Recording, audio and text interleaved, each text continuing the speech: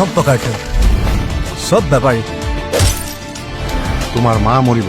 show much go on মই অন্ধ নহয়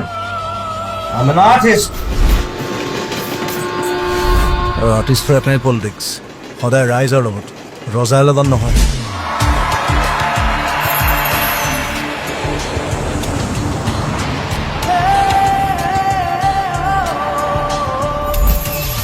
নভবা কথাও হঠাতে হয় চাগে